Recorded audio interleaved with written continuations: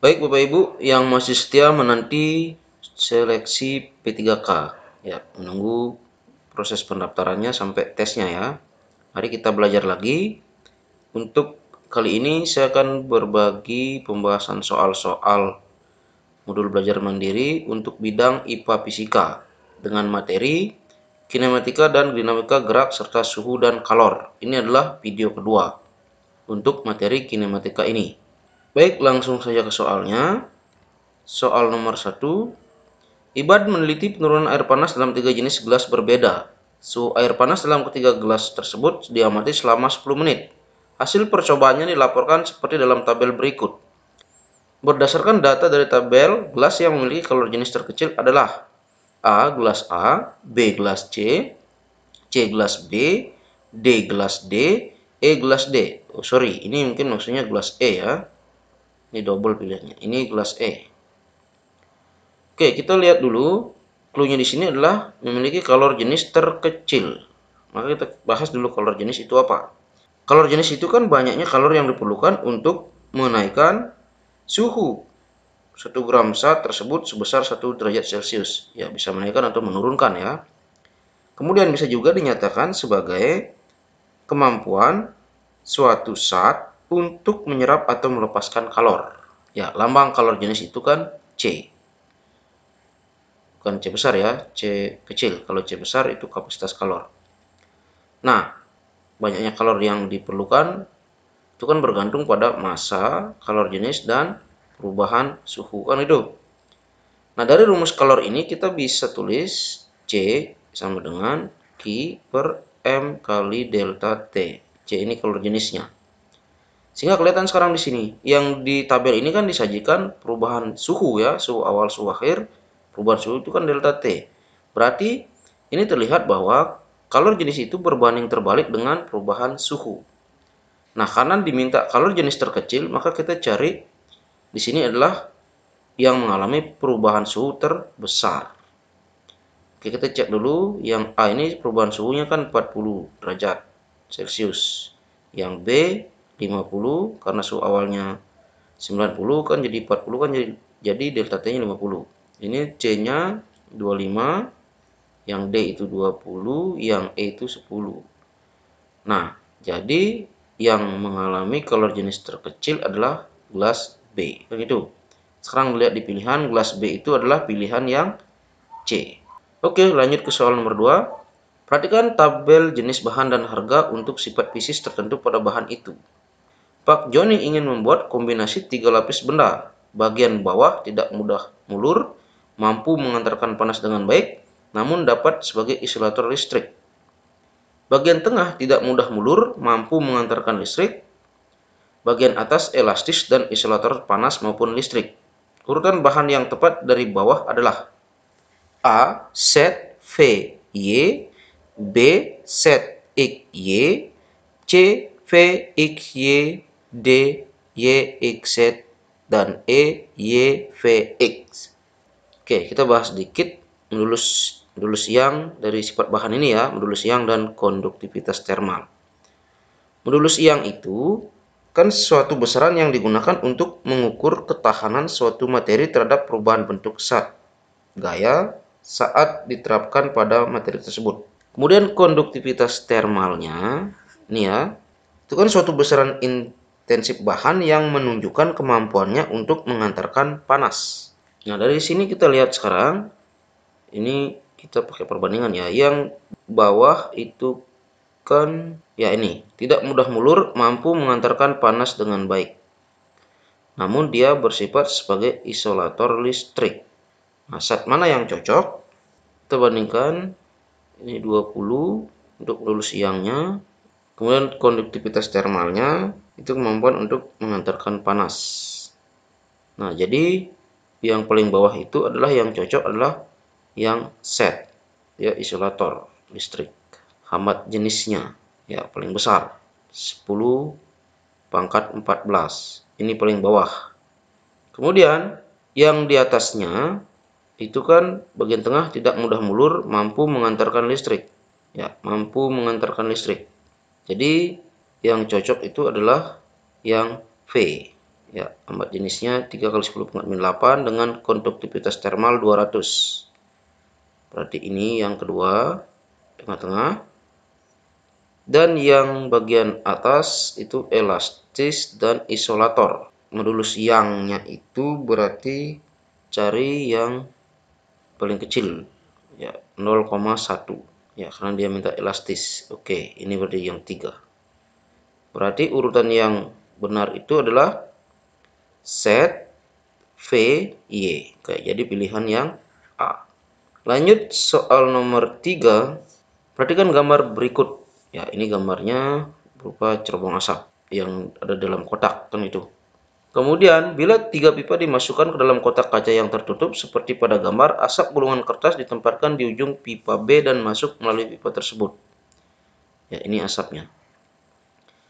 Peristiwa tersebut terjadi karena udara di atas lilin A dan C lebih panas, massa jenis udara berkurang, menyebabkan udara pada pipa A dan C bergerak ke atas, serta peningkatan tekanan udara dalam kotak menarik asap pada pipa B ke bawah. Lilin A dan C lebih panas, ini A, ini C. Massa jenis udara berkurang, menyebabkan udara pada bagian pipa A dan C bergerak ke atas. Massa jenisnya berkurang, betul, bisa. Serta peningkatan tekanan udara dalam kotak menarik asap, ya. Kalau biar asapnya tertarik mau turun, itu tekanan udaranya bukan meningkat ya, harus turun dia. Jadi ini salah.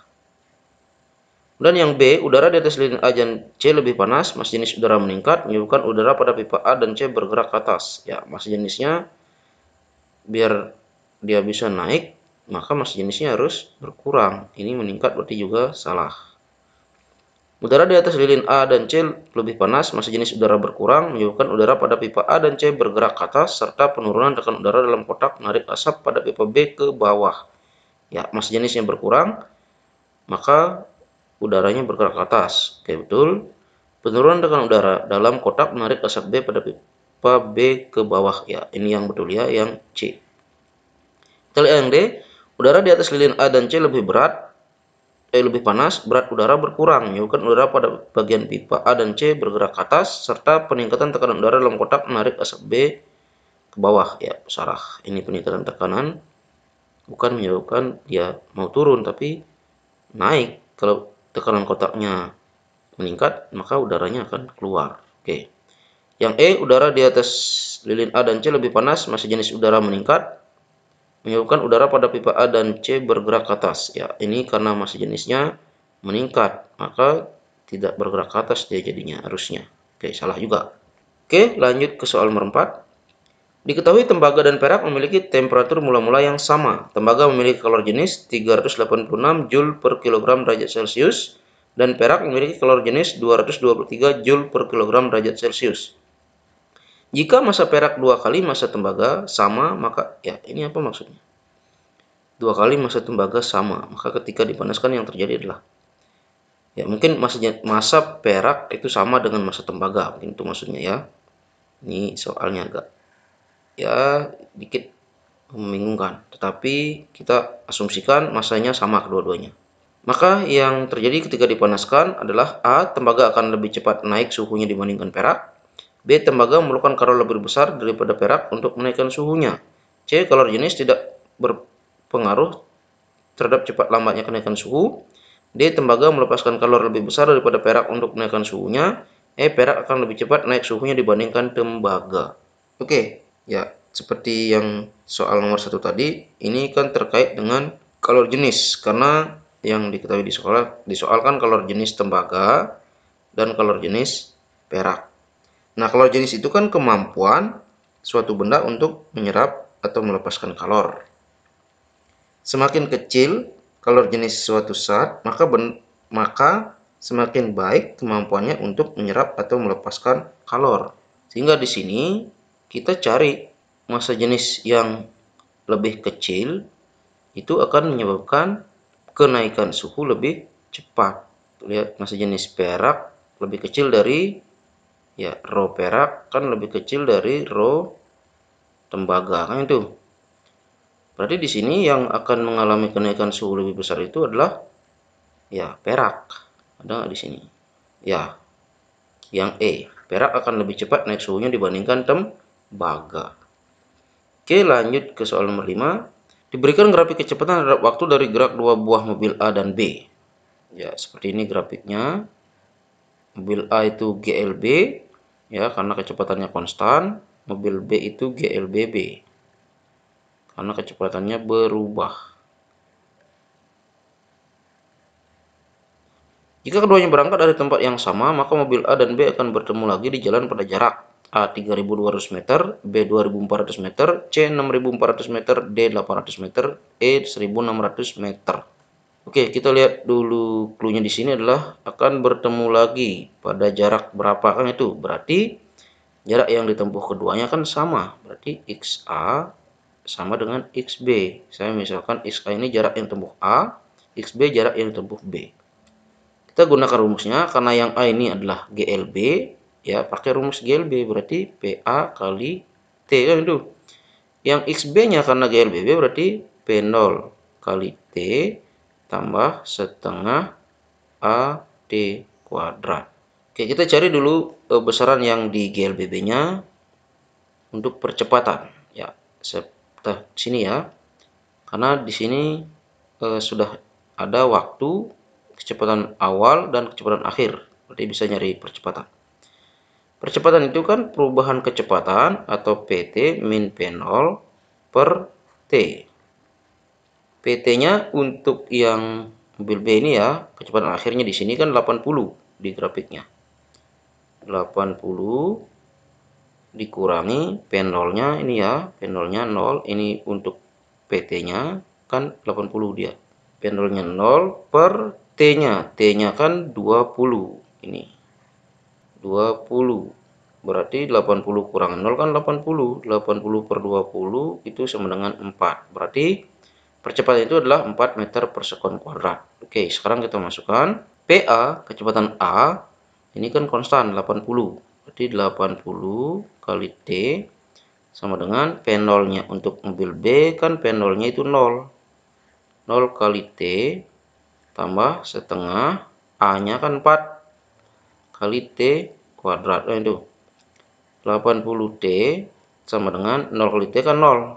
Nah, bisa ditulis setengah kali 4 kan sisa 2T kuadrat. Berarti T-nya dicoret ini dicoret 1 juga, sehingga sisa 80 sama dengan 2T. Berarti T sama dengan 80 per 2, berarti 40 sekon. Dia akan berjumpa 40 sekon kemudian. Nah, jadi jarak berapa? Ya, tinggal dimasukkan ke XA boleh, ke XB juga boleh. Ya, berarti kalau pakai XA kan 80 kali T, kan itu tadi rumusnya. PA kali T ini. T 80 kali 40. Ya, 3.200 meter. Dia akan berjumpa di jarak 3.200 meter. Jawabannya yang A. Oke, lanjut soal nomor 6. Sebuah bola basket dilemparkan ke atas dengan lintasan seperti tampak pada grafik berikut.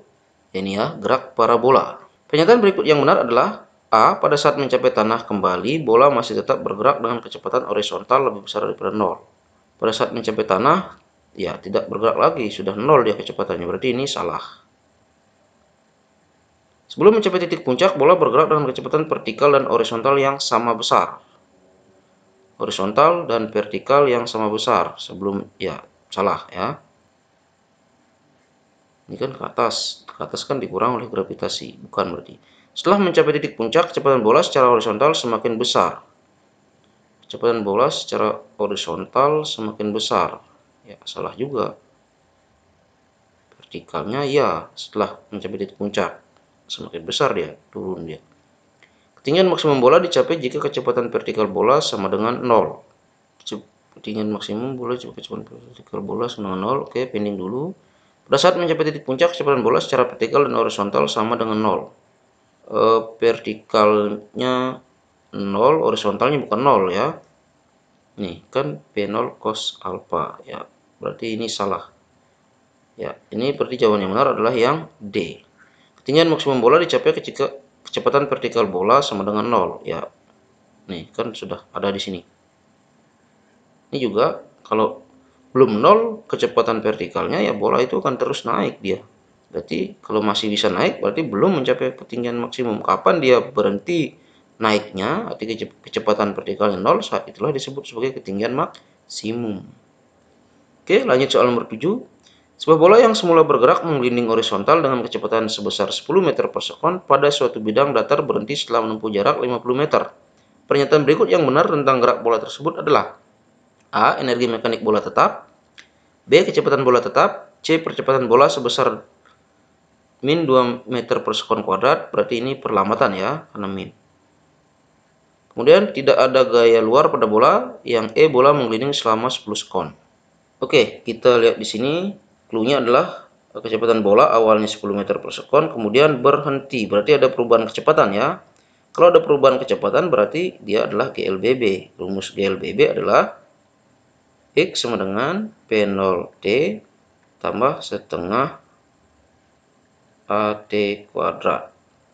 X-nya ini jarak menempuh jarak 50 meter, berarti 50 sama dengan P0-nya itu kecepatan awalnya 10 kali T yang ada, tambah setengah kali A-nya belum ada. Oke, kita cari dulu percepatan.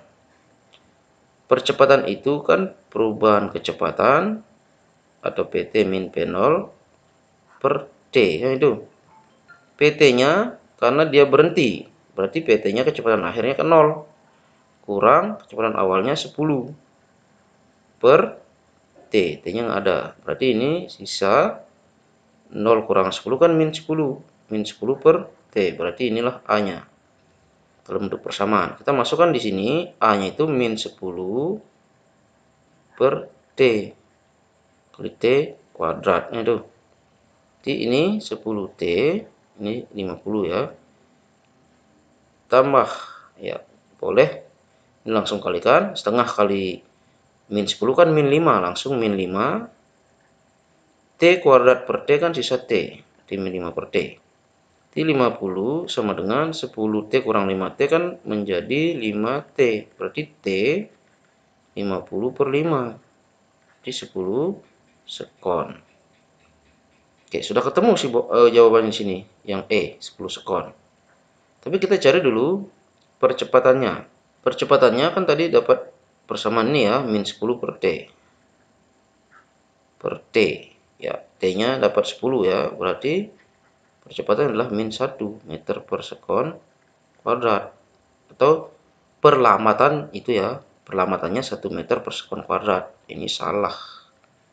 Oke, demikianlah pembahasan soal untuk review pembelajaran 2-nya pada materi kinematika dan dinamika gerak serta suhu dan kalor. Ini video bagian kedua untuk materi ini. Jangan lupa bagi Bapak Ibu yang baru bergabung untuk subscribe dan jangan lupa aktifkan tombol lonceng. Nanti biar ketika saya upload video berikutnya, Bapak Ibu mendapatkan pemberitahuan yang pertama kali. Jangan lupa pula share ke teman lainnya. Jika ada perbedaan jawaban, mari kita sharingkan di kolom komentar. Dan semoga video ini bermanfaat. Terima kasih.